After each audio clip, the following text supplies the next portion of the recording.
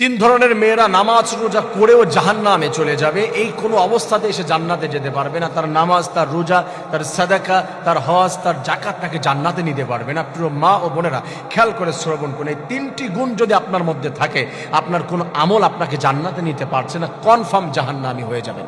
আল্লাহ রাব্বুল আলামিন জানিয়ে দিয়েছে, এক নাম্বার হলো যেই মেয়েরা স্বামীর অবাধ্য হয়ে যাবে, স্বামীর কথা মানবে না, স্বামীর কথা শুনবে না, স্বামীকে প্রায়োরিটি দিবে না, স্বামীকে খুশি করতে পারবে না, তার কোনো নামাজ, তার কোনো রোজা, তার কোনো সাদাকা, তার হজ, তার যাকাত আল্লাহ তাআলা কিছুই কবুল করবেন না।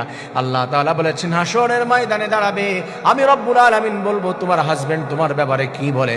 আর হাজবেন্ড বলবে যে আল্লাহ দুনিয়ার মধ্যে আমাকে খুশি করতে পারে নাই, ভালোবাসা দিতে পারে নাই, আমি তার উপরে সন্তুষ্ট হই নাই। আল্লাহ বলেছে তোমার হাজবেন্ড যেহেতু তোমার প্রতি অসন্তুষ্ট, আমি আল্লাহ তাআলা তোমার প্রতি বেজার, তুমি চাও জাহান্নামে চলে যাও। আমার প্রিয় মা ও বোনেরা, হাজবেন্ডকে আপনার ভালোবাসা দিতে হবে, তাকে খুশি করতে হবেই। আল্লাহ রাসূলের পরে স্থান রয়েছে আপনার হাজবেন্ডের। আপনি যদি তাকে খুশি করতে না পারেন, জান্নাতে যেতে পারবেন না। সেকেন্ড লেভেলে রয়েছে এই সমস্ত মেয়েরা, রাসূল কারীম সাল্লাল্লাহু আলাইহি সাল্লাম জানিয়ে দিয়েছে যে মেয়েরা বেপরদায় চলে, সৌন্দর্য আবৃত্তি করে না, তারা ড্রেস আপ করার পরেও সৌন্দর্য তাদের খোলা মেলা দিয়ে ঘুরে বেড়ায়। রাসূল বলে দিয়েছেন, নিসাউন আরিয়াতুন কাসিয়াতুন মাইলাতুন মুমিলাত। ড্রেস আপ করার পরে যেই মেয়েদের সৌন্দর্য খোলা থাকে, আমি এক্সপ্লেইন করছি না, বোঝানোর জন্য, আপনারা তো ভালোই বুঝবেন যে ড্রেস আপ করার পরেও এমন এমন জায়গা বের করে রেখেছে যার জন্য একটা পুরুষ মানুষের দেখে ভালো লাগে। লা ইয়াজিদনাল জান্নাতা রিহাহা, আল্লাহ রাসূল সাল্লাল্লাহু আলাইহি সাল্লাম বলে দিলেন, জান্নাতে তো যাবে না, বরঞ্চ জান্নাতের সুঘ্রাণ পর্যন্ত তারা নাকে নিতে পারবে না। যদিও জান্নাতের সুঘ্রাণ, জান্নাতের নিয়ামত হাজার বছরের রাস্তা থেকে, দূর থেকে পাওয়া যাবে, দেখা যাবে, তারা এটাও পাবে না।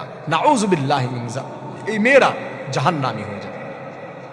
তিন নম্বরে হচ্ছে এই সমস্ত মেয়েরা, রাসূল কারীম সাল্লাল্লাহু আলাইহি ওয়াসাল্লাম জানিয়ে দিয়েছেন, যারা পরনিন্দা করে, মানুষের নামে গীবত করে, মেয়েদের ভিতরে এই গুণটা একটু বেশি থাকে।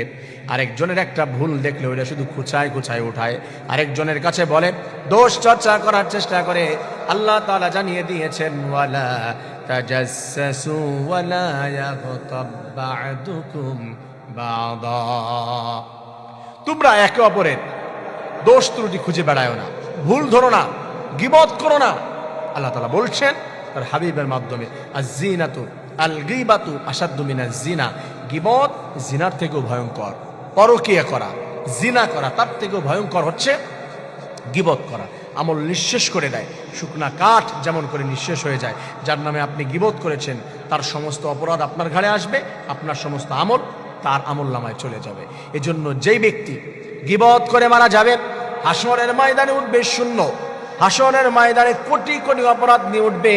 আল্লাহ তাআলা বলবেন, কেন আজকে তোমার অপরাধ এত, তুমি কি বুঝতে পারো না? ইয়া রাব্বাল আলামিন না।